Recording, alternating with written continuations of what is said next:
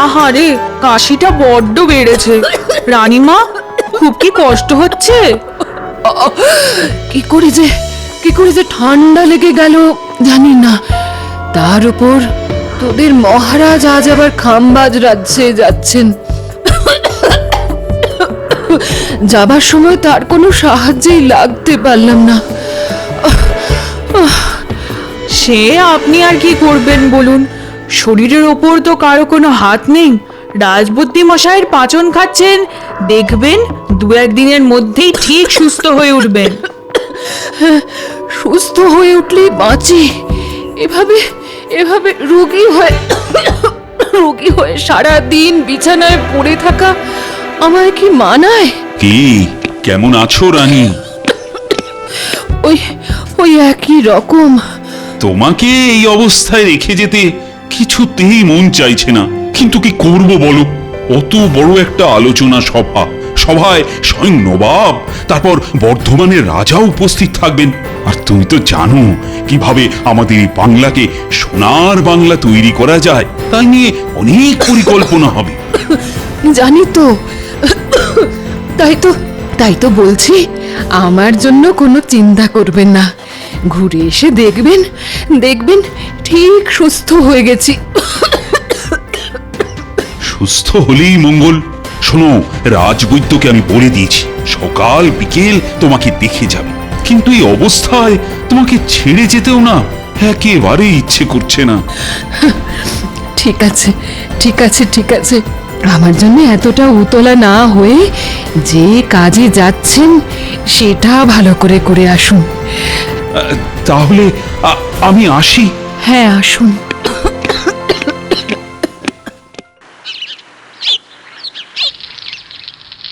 গিন্নি, গিন্নি, আরে দেখো দেখো, বাজার থেকে আজ কিরকম জ্যান্ত কই মাছ এনেছি। কই মাছ? আহা, খুব ভালো করেছো। কদিন ধরে আমার মনটা কেবল ওই কই মাছ করছিল গো। শোনো, তুমি ততক্ষণ রাধা শুরু করে দাও, আমি একবার চট করে রাজবাড়ি থেকে ঘুরে আসি। কেন? এই রাজবাড়ি কেন? মহারাজ তো কদিন হলো খামবাজ রাজ্যে গেছে না? তাই তো রাজসভা এখন না বন্ধ। না, রাজসভা না, আমি যাচ্ছি রানীমাকে একবার দেখে আসতে। গতকাল থেকে রানীমার কাশিটা নাকি খুব বেড়েছে গো। ও মা, সে কি কথা গো? না, তাহলে আর দেরি করো না, যাও চট করে ঘুরে এসো। হ্যাঁ,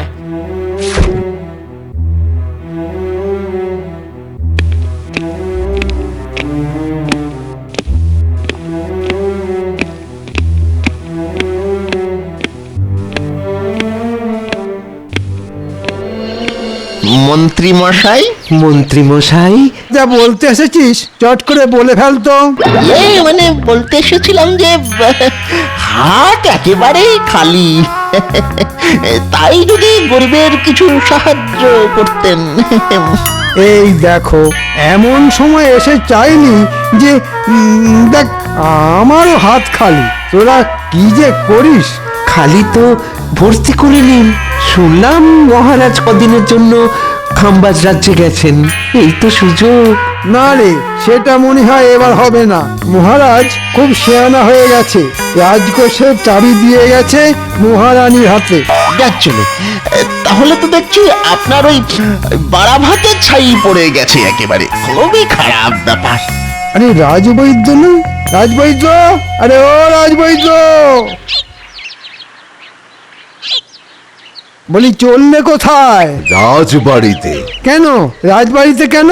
রানীমার শরীর গতিক ভালো নয়, কদিন ধরেই কাশি তো হচ্ছিলই, আজ নাকি আবার ওই কাশির সাথে রক্ত পড়েছে। ও বাবা, এ তো খুব চিন্তার কথা। এদিকে মহারাজও কবে ফিরবেন তার ঠিক নেই। চলো, আমিও যাব তোমার সঙ্গে। তো এখন বাড়ি যা, আমি রাজবাড়ি থেকে ঘুরে আসি। সম্ভব হলে রাজকোষের চাবিটাও নিয়ে আসতে হবে। হ্যাঁ,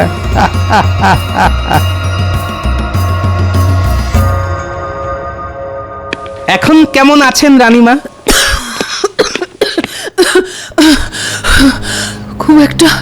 খুব একটা ভালো নয় গোপাল। কাশিটা কিছুতেই কমছে না। আজ আবার কাশতে কাশতে রক্ত পড়েছে। সে কি? না না, কাশির সাথে রক্ত পড়া তো ভালো কথা নয়। তা রাজবৈদ্যকে কি খবর পাঠানো হয়েছে? হ্যাঁ, পাঠিয়েছি, তিনি এসে পড়লেন বলে। এসে পড়লেন নয়, এসে গেছি। আপনি কোনো চিন্তা করবেন না রানীমা, রাজবৈদ্যকে একেবারে বাড়ি থেকে তুলে নিয়ে এসেছি। আমাকে আবার তুলে আনলো কখন? বরং বরং আমার কাছ থেকে তো সব কিছু শুনে নিজেই তো আমার পিছু পিছু চলে এলো। আরে আমার ধ্যানমগ্ন হয়ে কি ভাবছো? হ্যাঁ, দেখো দেখো, তাড়াতাড়ি রানীমাকে দেখে রোগের উপশমের কিছু একটা ব্যবস্থা করো। হ্যাঁ হ্যাঁ হ্যাঁ, দেখছি দেখছি দেখছি, বড় করে হাঁ করুন তো দেখি। না না না না না না, তেমন ভয়ের কিছুই নেই। আসলে ওই কাশতে কাশতে গলার ভেতরটা মনে হচ্ছে ওই চিড়ে গেছে। হ্যাঁ হ্যাঁ, ওই তার থেকেই রক্তপাত। শোনো বৈদ্য, ভালো দেখে এমন ওষুধ দাও যাতে রানীমা তাড়াতাড়ি সুস্থ হয়ে ওঠেন। জানেন রানীমা, আপনার অসুখের চিন্তায় কাল সারা রাত আমি দু চোখের পাতা এক করতে পারিনি। বেটার ছেলে কিরকম গল্প বানাচ্ছে দেখো। আজ সকালে বাজারে দেখা হতে একবারও তো রানীমার কথা বললো না, উল্টে গুচ্ছের বাজার করে আমার নাকের উপর দিয়ে থলি দুলিয়ে বাড়ি চলে গেল। কাশিটা পুরোপুরি নির্মূল হতে আরো কটা দিন সময় লাগবে। মন্ত্রীমশাই, রাজকাজের কোনো অসুবিধে হচ্ছে না তো? না না, অসুবিধে আবার কোথায়, শুধু রাজকোষের চাবিটা যদি দিতেন। কেন? রাজকোষের চাবি দিয়ে আপনি আবার কি করবেন? দেখো গোপাল, যা বোঝো না তা নিয়ে কথা বলো না। বারে, বুঝবো না কেন? মহারাজ তো যাকে যা দেবার সবকিছু দিয়ে গেছেন। হ্যাঁ, তা অবশ্য দিয়ে গেছেন। তাই রাজকোষের চাবি না পেলেও রাজকাজ আটকাবে না, আর রাজবাড়ির হেসেলও বন্ধ হয়ে যাবে না। একটা পেট মোটা আমার সব মতলবে জল ঢেলে দিল। রানীমা, এসব রাজকাজের চিন্তা না করে আপনি একটু ঘুমোবার চেষ্টা করুন তো, দেখবেন ভালো করে ঘুমোলে সব ঠিক হয়ে যাবে। তুমি একেবারে ঠিক কথাই বলেছ গোপাল, ঘুমটাই এখন খুব দরকার। আমি তাহলে এখন আসছি রানীমা, বিকেলে আবার আসবো। বুঝলে গোপাল, মুখে তো বলে এলাম কাশতে কাশতে গলার ভেতরটা চিড়ে গেছে আর তার থেকেই রক্তপাত হচ্ছে, কিন্তু কিসের কিন্তু রাজবৈদ্য মশাই? সত্যি কথা বলতে কি, রানীমার শরীর গতিক কিন্তু সুবিধার বলে মনে হলো না। আজ না হয় পাচন দিলাম, পাচন খেয়ে সুস্থ হয়ে গেলে ভালো, কিন্তু কিন্তু ভালো না হলে খুবই চিন্তার বিষয়ে গোপাল। কি বলছেন কি? আমি ঠিকই বলছি। এদিকে মহারাজও রাজ্যের বাইরে, তিনি থাকলে এতটা চিন্তা আমার হতো না। তার মানে মহারাজকে খবর পাঠাতে বলছেন? কিন্তু সেখানেও তো সমস্যা। খাম্বাজ রাজ্য তো আর খুব একটা কাছে নয়, দ্রুতগামী ঘোড়ায় চড়ে গেলেও 1.5 দিন লেগে যাবে। হ্যাঁ, ওই যাওয়া আসার দূরত্বটা একটা সমস্যা বটে। যেতে 1.5 দিন, আসতে 1.5 দিন, তারপর মহারাজকে খবর দিয়ে নিয়ে আসা, সবকিছু করতে করতে তো কমপক্ষে 3-4 মতো তো লেগে যাবেই। না না রাজবৈদ্য মশাই, ওই মহারাজের কথা মাথা থেকে নামিয়ে যা করার তা আপনাকেই করতে হবে, আর 2-1 দিনের মধ্যেই রানীমাকে ভালো করে তুলতেই হবে।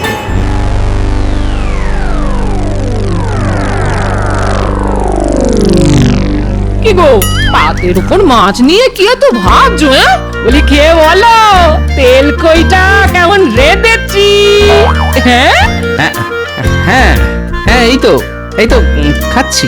না, আজ তো দেখছি তোমার মাথায় চিন্তামণি ভর করেছে। এই এই কি এত ভাবছো বলো তো?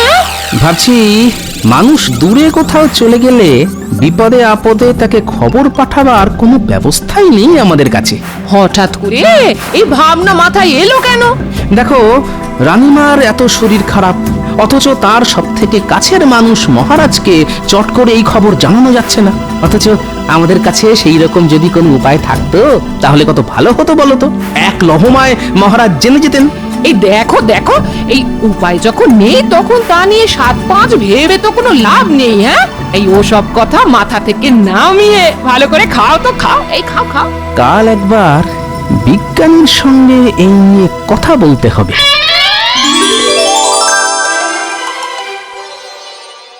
রানীমা, ফল খাওয়ার পর ওষুধ খেতে হবে কিন্তু। আর কত ওষুধ খাবো বলতো? এখন তো আমি অনেকটা সুস্থ আছি। কাশিও কাশিও তো তেমন নেই বললেই চলে। তবুও রাজবৈদ্য মশাই নিয়ম করে ওষুধ খাওয়াতে বলে গেছেন। ভেতরে আসবো রানীমা? হ্যাঁ হ্যাঁ, এসো এসো। এখন কেমন আছেন রানীমা? ভালো আছি বৈদ্যমশাই। সত্যি কথা বলতে কি, আপনি ধন্বন্তরী। আপনার ওষুধ যেন কথা বলল। যাক বাবা, ফাঁড়া কেটে গেল। এই কথা কেন বলছো গোপাল? বলছি কি আর সাধে, এদিকে আপনি গুরুতর অসুস্থ, ওদিকে মহারাজ শতেক যোজন দূরে। চিন্তায় তো আমাদের হাত পা পিঠের মধ্যে সেঁধিয়ে যাচ্ছিল। ওষুধটা কিন্তু নিয়মিত খাবেন, আর তেমন কিছু বুঝলে সঙ্গে সঙ্গে আমাকে খবর পাঠাবেন। এখন তাহলে আসি রানীমা। হ্যাঁ হ্যাঁ, আসুন আসুন।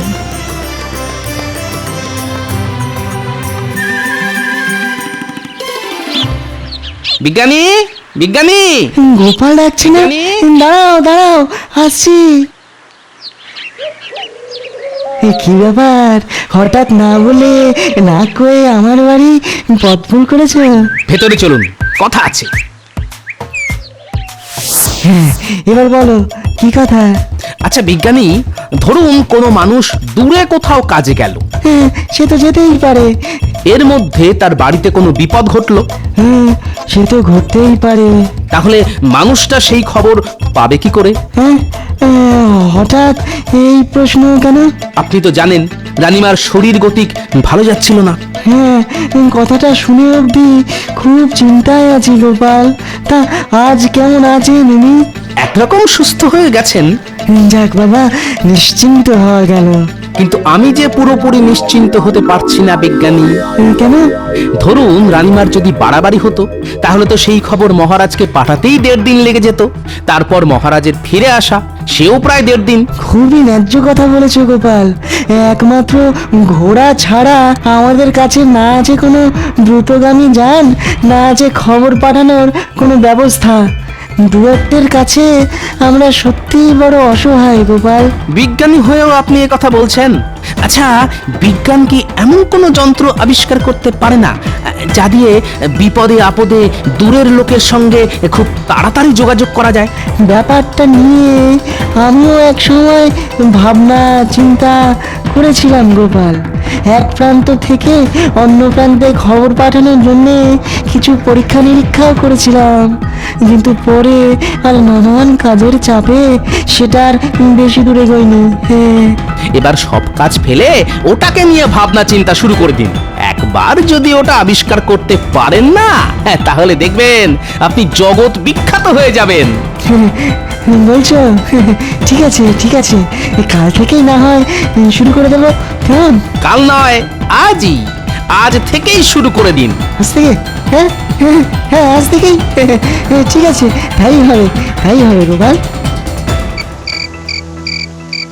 না, আজ 2 দিন ধরে ঘরের দরজা বন্ধ করে বিজ্ঞানী যে কি করছে কে জানে। দোরগোড়ায় গিয়ে ডাকলেও সাড়া মিলছে না। যাকে কাল ভোর ভোর উঠে একবার ওর বাড়ি যেতে হবে।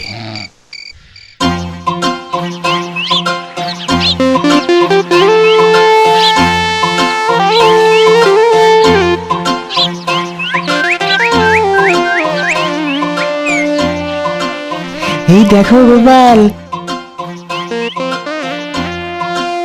এখন এই বাটির মতো দেখতে পাত্রটা কানে চেপে ধরে দূরে চলে যাও, অনেক দূরে, ওই ওখানে। আমি এই বাটিটায় কথা বলছি, দেখি তুমি শুনতে পাও কিনা। গোপাল, গোপাল, আমার কথা শুনতে পাচ্ছ? কি গো, শুনতে পাচ্ছ? না, কিচ্ছু শুনতে পাচ্ছি না। দেখো তো এবারে শুনতে পাচ্ছ কিনা। না, শুনতে পাচ্ছি না কিছু। কিছু শুনতে পাচ্ছ না? আচ্ছা, কি করি কি করি? আচ্ছা আচ্ছা গোপাল, যন্ত্রটা নিয়ে তুমি তোমার ঘরের চালের উপরে ওঠো তো, তারপরে দেখো শুনতে পাও কিনা। কি গোপাল, শুনতে পাচ্ছ? হ্যাঁ হ্যাঁ, এবারে পাচ্ছি, তবে আস্তে আস্তে। কি গোপাল, এবারে শুনতে পাচ্ছ? হ্যাঁ বিজ্ঞানী, শুনতে পাচ্ছি, একদম স্পষ্ট শুনতে পাচ্ছি। কিছু একটা হচ্ছে মনে হচ্ছে, আড়াল থেকে শুনতে হবে।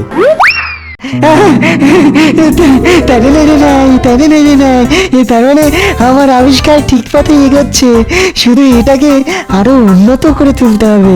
হ্যাঁ, তাই করুন বিজ্ঞানী। আর একবার যদি দূরের লোকের সঙ্গে কথা বলার যন্ত্র আবিষ্কার করে ফেলতে পারেন না, তাহলে দেখবেন সারা দুনিয়া আপনাকে কেমন মাথায় তুলে নাচবে। দূরের লোকের সঙ্গে কথা বলার যন্ত্র আবিষ্কার? ওরে বাবা, তাহলে তো ওটা হাতাতে হবে, তারপর সাহেবদের কাছে বিক্রি করে অনেক টাকা। রাজকোষের চাবি পাইনি তো কি হয়েছে, এবার এই যন্ত্র হাতিয়ে দ্বিগুণ কামিয়ে নেব।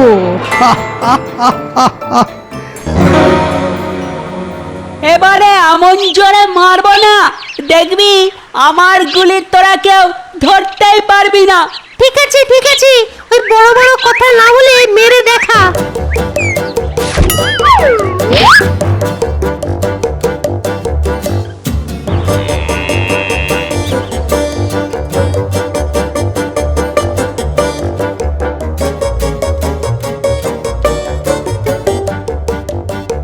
বুঝলি পুটি, এই মাঠটা না খুব সুন্দর। কাল থেকে আমরা রোজ এই মাঠেই খেলতে আসবো। কিন্তু একটাই মুশকিল বুঝলি, এই মাঠটা আমাদের বাড়ি থেকে অনেক দূর। আর কত দূর? মাত্র 8 ঘন্টা একটা পথ। তাছাড়া আমাদের খেলার মাঠে তো গরু চড়ছে, ওটা মাঠ না গোয়াল ঘর বোঝাই যাবে না। যেদিকেই তাকাও গোবর আর গোবর। ঠিক আছে রে ন্যাপলা, কাল থেকে আমরা এই মাঠেই খেলতে আসবো। আরে আরে, মন্ত্রী মশাই এদিকেই আসছে না? তাই তো, এদিকে সাহেবদের বাড়ি ছাড়া তো আর কিছুই নেই। তাহলে হয়তো সাহেবদের সাথেই দেখা করতে আসছে। চল লুকিয়ে পড়ি, তারপর দেখতে হবে সাহেবদের সঙ্গে মন্ত্রী মশাইয়ের কি দরকার।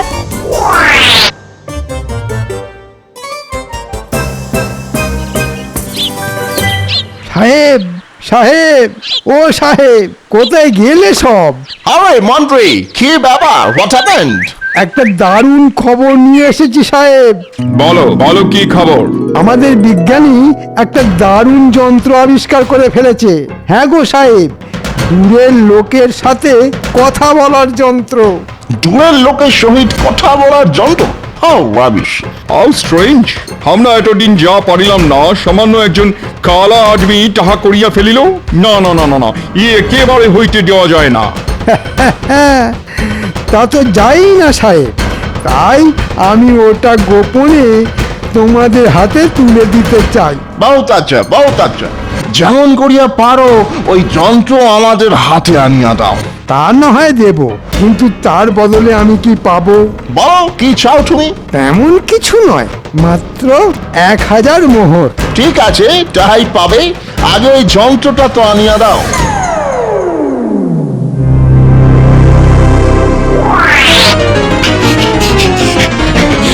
গোপাল দাদু, গোপাল দাদু, কি রে, কি হয়েছে? ঠিক আছে ঠিক আছে, তোরা যা, আমি এর ব্যবস্থা করছি।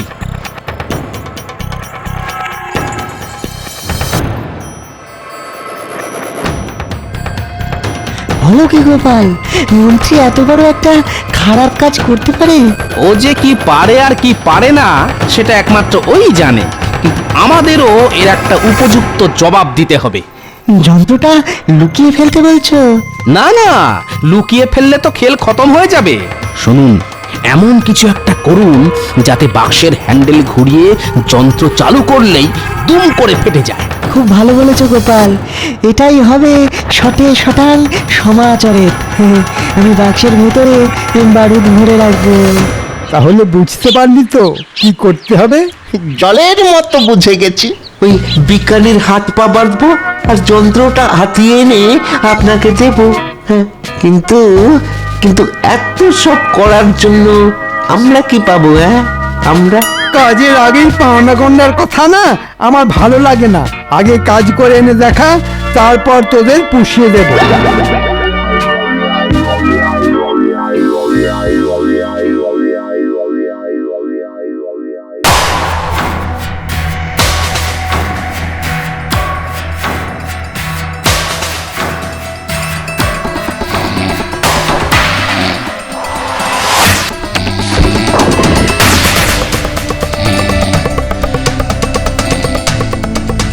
বিজলি ঘটা, এটাই মনে হচ্ছে সেই যন্ত্র যেটা মন্ত্রী মশাই হাতাতে বলেছেন।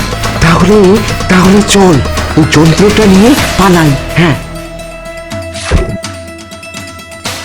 কিন্তু কিন্তু বিজ্ঞানীর হাত পা পাততে হবে তোরে। দরকার নেই, ও বেটা ঘুমিয়ে একেবারে কাঁদা।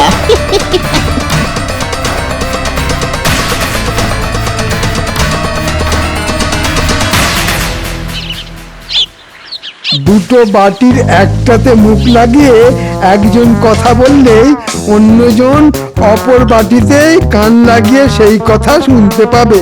হ্যালো হ্যালো, শুনিতে পাইতেছো? Hello hello hello. না না না, কিছু শোনা যাইতেছে না। এই দেখো, বলতেই ভুলে গেছি, ওই যে 4 চৌকো বাক্সটার গায়ে হ্যান্ডেল রয়েছে ওটা ঘোরাতে হবে সাহেব। এটা যন্ত্র দিয়া আমাদের মারিয়া ফেলিবার সারা যন্ত্র। ওরে বাবা রে, মেরে ফেললে রে, মেরে ফেললে। হল্ট হল্ট মন্ত্রী, আরে ওই শুট করিয়া দিব। তোমাকে থামিতে বলিতেছি, আমরা কিন্তু গুলি করিব। থামো মন্ত্রী, থামো থামো বলিতেছি। ওরে বাবা রে, আমার কি হবে রে?